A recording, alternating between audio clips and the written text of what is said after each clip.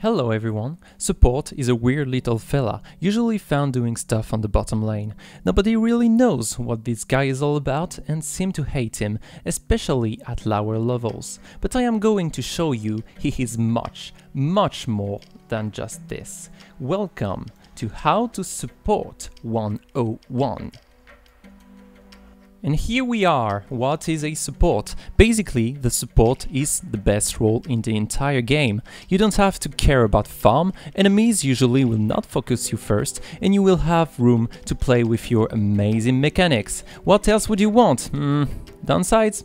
Okay, if you do anything alone, you are not going to go far. Not at all. You are here to be utility powerhouse, to save your teammates, set up kills through vision and crowd control, buff your allies, or prevent your enemies from getting them. You are here to peel and bait for your allies even at the cost of your own life. You are the watchful guardian, the great angel who keeps everyone safe and makes the game go your way. Oh, and you might get flame if you get too many kills. Okay, are you still up for it? Alright. The support, like said earlier, is this little fella found on the bottom lane early in the game. He usually carries wards with him, along with a gold generating item. But what does he really look like? I am gonna answer this. You have, in my opinion, 3 types of support in the meta right now. And, first of all, are the supportive supports. Okay, now those guys usually pack up mill crowd control, mixed with a lot of utility like speed buffs, damage boost, heals, or even shields. Their role is to provide as much utility as they can, though they are often ranged to stay behind their teammates. They are the most well-rounded supports, and can fit every team comp as long as they are well played. You will find in this category supports like Janna, Soraka, or Sona, who all have huge utility-based kits. But maybe utility isn't your thing, and you want some more action. Okay, I got your back. Second in line are the tanky supports. Those guys are meant to live on the front line and go balls out with their kits overloaded with crowd control. This gives them the ability to be the living disengage and engage of your team, as well as being the savior of your allies, as they can peel for days. Those might not find their way into an already tanky composition, but they are usually appreciated as they make the laning phase easier for you ADC. You will find there very big guys with mustaches like Braum, Alistar, or even Thresh, but this one can be seen as a supportive support. And lastly, probably the most controversial supports, but you still enjoy when they actually carry your games, they are the AP supports. Controversial because they can actually finish a game while having more damage and kills than the ADC. They are a second AP carry in the team, dealing huge bursts of damages and zoning opponent hard. Now they need an actual reliable crowd control like a stun or strong slow to be able to support, as well as high base damage and low ratios, as they will not buy AP items until late in the game. You will not be able to fit every team composition, but there are great picks when you know you will be able to carry the game or your team really lacks of magic damage. A few examples of those support mages are Zyra and her amazing zoning potential, Braun and his incredible burst or locks, with her kit full of utility. And now that you know who to pick and who will fit your composition, you might need some insights on how to play, and this starts with builds. As I cannot cover every support in a single video, I will not be extensive on any of those and will just give you the full basics. For runes, they change on every support and adapt to the people who play them and the matchups. The only advice I can give you here is use armor runes. You will also often need cooldown reduction, but again, it will depend on your final build. Now, let's jump into something more easy to cover, for me at least, Masteries. Masteries for support are very easy to cover, as there are not many choices that fit the role. I will give you a few examples. First, this page fits perfectly the supportive support. It gives you lots of utility and a bit of tankiness. The only thing you can actually change is trading the Windspeaker's Blessing for the Thunderlord's Decree in case you do not have any use for it. Following this, we have a page for the tanky supports. It is very similar to the supportive one, with a bit more tankiness added to the Bond of Stone, which gives your allies some amazing damage reduction. And lastly, of course, we step into the AP support page. This one is very straightforward, as it is basically the same as a supportive support page in the Cunning tree, but all points in Resolve went to Ferocity for more damage output. And that makes it for the runes and masteries. I will probably cover all of this in a future video, so make sure to stay around. Now let's go into something more interesting, items. And as for runes, I cannot cover every single build, so I'm just going to give you the core of every support. And before we talk about the Pokemon item, never forget to buy a side stone! Now, Spellthief Age, Ancient Coins, along with the Relic Shield are the Pokemon items. They evolve into the more powerful Frostfang, Nomad's Medallion and Dagon's Brace. And they can evolve again into the Frostqueen's Claim if you train them, or the Eye of the Watchers if you give them a stone, the Talisman of Ascension and the Eye of the Oasis, and the Face of the Mountain or the Eye of the Equinox. All those items are very different and serve a very precise purpose, depending on your champion. Choosing between blue, green or yellow item is often a mystery, as picking one that will fit your playstyle for the whole game can prove itself difficult. So I'm gonna cover them to make your choice easier. The easiest one is the green item. Its passive allows you to execute a low health minion, granting you and your most wounded ally around gold of the kill and a flat heal.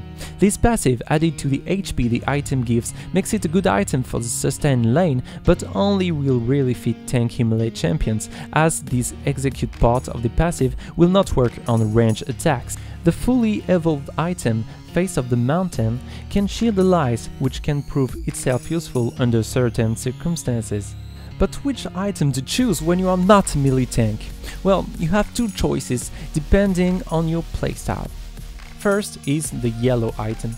It gives you gold and a flat HP regen every time a minion dies around you. This passive, added to the mana regen the item gives, makes it the best sustain item for support, but with no combat stats in exchange, making it fit a very passive playstyle, or it can help you stay in lane if you are a beginner at your champion. The Talisman of Ascension gives you and your team a burst of movement speed, making it a very effective item for engaging or disengaging. To broaden your choices, you have the blue item, which passively grants gold every time you land an auto attack or an ability on an enemy champion. The mana regen, the AP the item gives and the urge to punch the enemies every 5 seconds makes it a very offensive item and will be the basic starter of every AP support. The infamous spooky ghosts emerging from the Frost Queen's Claim are the perfect way to know if you can safely ward a bush or just to slow those pesky fleeing enemies. Now you have your runes, masteries and items all set. Are you ready to roll? Yes indeed you are! I see your eyes twinkling with excitement. Okay, early game is very easy to understand. Peel for your ADC with your utility, manage the wave and pressure your opponents with zoning, give way to your jungler with vision control while making it impossible for the enemy jungler to do so, and punish mistakes to make trades go your way. I am now going to give you some general pieces of advice which might prove themselves useful throughout the whole game. First, know your matchup and your ADCs and opponent possibilities and cooldowns. For example, if you have an ADC Jhin and you are a Leona, if Jhin just killed a minion with his 4th auto attack, which puts him in a reloading state, do not engage at this moment. He will not have anything to follow you with and you might end up losing the trade and die where no "where is my team" could ever save you. Very sad indeed. Second, always keep an eye on the wave. When minions are pushing towards you, it is no time to go in. Never underestimate minion damages early, as 3 or 4 auto attacks of them equals 1 enemy auto attack and it adds up real fast. But you can be aggressive when your minions are pushing towards your opponent. If they try to fight you, you will have a damage benefit from your minions. You still have to care for the jungler though. Second is probably the most general piece of advice I can give you. Watch your minimap. You are with the jungler, the two only roles who can keep an eye on it almost non-stop. Check for the position of the enemy jungler and mid laner early in the game. This will give you a huge advantage in most of your games and will allow you to avoid painful and stupid death. Next, know when to ward and always do it safely. If you have missing enemies you don't know the position, do not face check or use a sweeping lance or the Force Queen's Claim beforehand. An angry Lee Sin right in the face is most dangerous to a little cute Sona. To stay safe in lane, know when to play passive or aggressive. Bot lane has huge power spikes, defined by 2 champions at a time. An easy example is level 2 Blitzcrank and Caitlyn, who can easily deal with anyone. Play passive until you know you can answer safely. Next is a bit harder, but you have to know when to roam. For example, if your ADC is back and you don't have to hold the wave or to go back, just pay your mid laner a visit and try to coordinate with your jungler. A 3-man gank on the mid lane is always nice when you're not on the receiving end. Last but not least, show mercy to pink wards. Okay, I know pink wards are a very important objective in lane, but how many times have I found myself dying because of them and me wanting to greed for them? You will get them eventually, so just chill and let them be. As the game goes on, you do not only need to cover your ADC, but your whole team. You will need to keep an eye on your placement and use your crowd control on the most threatening enemies who might go for your carries, for example this goddamn fed Katarina. If you have a supportive support, stay in the backline near your allies so you can peel for them. If you are more tanky support, you are needed on the front line, or maybe you are the front line. But never ever forget the team behind. You do not have the mages, so do not go too far. If your team cannot follow you engage, you are not going to make the whole team fight by yourself. You are also needed to keep an eye on the most important objectives. You need to be able to tell if your enemies are near the Drake, the Rift Herald or the Baron nearly at all times. It is not your duty alone, but in most scenarios you will be the only one who has wards at all times. It doesn't prevent your allies from helping you with vision though. And that's about all for this video. Thank you so much for watching and I hope you learned something new. Now I know this does not cover everything I wanted to cover, so like I said, it is just the basics, but I'm going to do more videos on the subjects I did not go through, so definitely stick with me. If you enjoyed the video, please drop a like or drop a dislike if you did not. If you have any question or anything you'd like to see in future videos, just tell me in the comments below. It was Untitled Support and it was a pleasure. Bye bye!